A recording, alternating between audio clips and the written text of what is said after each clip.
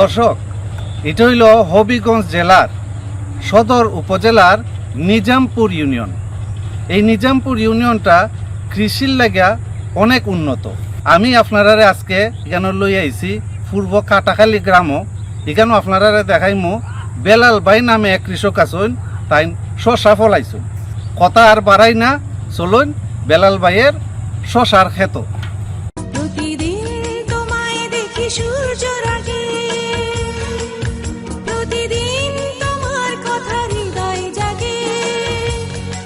দর্শক, এটা হইতেছে পূর্ব কাটাখালী গ্রামের কৃষক মোহাম্মদ বিলাল মিয়ার ক্ষেত, এবং ওই যে সামনে দেখা যাইতেছে এটা হইতেছে তাই 10 শতক জায়গার উপরে তাই শশা ক্ষেত করছেন। এই শশা ক্ষেতটা এখন আপনারা আমি দেখাইমু। ওই দেখা যাইতেছে সামনে শশা ক্ষেত দেখা যায়। যত দূর জানছি এটার মধ্যে শশা অনেকবার ফাড়া হয়েছে, এখন শেষের দিকে আছে, তারপরে অনেক শশা ঝুলিয়া রয়েছে।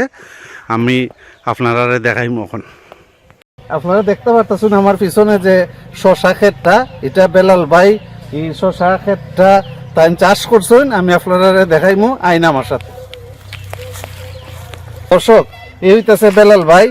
এর আগেও আমি ওনারে আপনার সামনে উপস্থাপন করছিলাম একবার অন্য একটা চাষ নিয়ে। আর এবার তাই এখানের মধ্যে শশা চাষ করছেন দেখা যায়। হ্যাঁ, তার বাড়ির পিছনে এটা কতদিন আগে রয়েছিল? 2 মাস হয়েছে, 2 মাস আগে। 2 মাস আগে। হ্যাঁ, দর্শক, বিলাল ভাইয়ে এখানে যে শশাটা উৎপন্ন করছেন এটা তার সাথে আমরা কিছু আলাপ করি। আপনি যে এটা করার পর থেকে কয়বার পারছেন? আমি 5 বার পারছি। 5 বার পারছেন। একবারে কতটুকু ওজনের শশা? একবার পারছি 3 মন। 3 মন। 3 মন আপনি বিক্রি করছেন 35 টাকা কেজি বা 1400 টাকা মন, 1600 টাকা মন। ইনিশকান আপ ডাউন আছে, ইনিশকান বিক্রি। তাহলে কেজি কত পড়লো আপনার? 35 টাকা পড়ছে, 40 টাকা পড়ছে, 38 টাকা পড়ছে। ইনিশকান কি বাজারে যেটা কয়বার এরকম পারছেন? 5 বার পারছি। 5 বার পারছেন। আর এখন যে ক্ষেতটা দেখা যাইতে স্যার কয়বার ফাটতে পারবা? আমি আরো 1.5 মাস ফাটতাম। 1.5 মাসে কতবার আপনি পারবা? এখন বলা যায় না, এটা ওই 4 দিন পরে পারি। 4 দিন পর, 3 দিন পর, 2 দিন পর মাল। 1.5 মাসে তো দেখা যায় আপনি আরো 10-15 বার পারবা। হ্যাঁ, দেয়া যায় বইটাই না? দেয়া যায়। মালচিং পদ্ধতি তো মালচিং পদ্ধতিটা কেমন করছো শুনছেন? মালচিং পদ্ধতি উপকারটা কি? উপকারটা হলো এটা গাছ ওঠে না, আর এটার যে বল আছে বল গাছে খায় না, ফল পরিপূর্ণ বল থাকে। আর এটা যে ওই যে রোদে ফুম মাটি একটা বিজা বাজার তাকে দেন, এটা ফুল রাখিয়া দেয় মালচিং এ।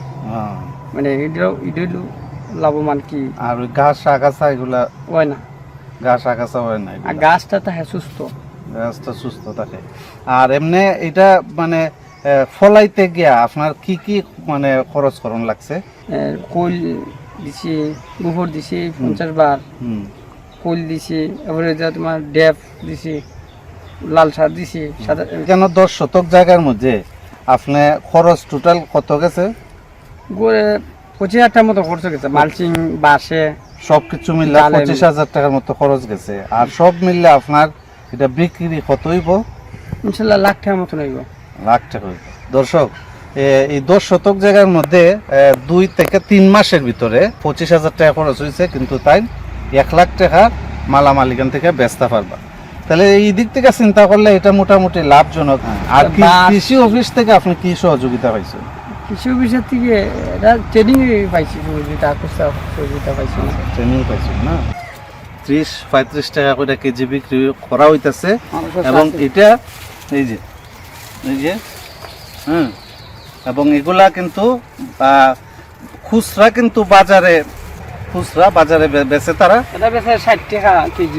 আপনার শশা খাইলেন, খাইয়া দেখুন না স্বাদ কিরকম।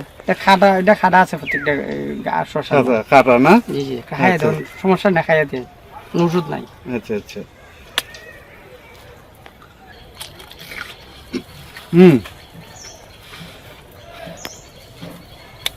খুব সুস্বাদু। দর্শক, প্রতিদিন তোমায় দেখি সূর্য রাগে, প্রতিদিন তোমার কথা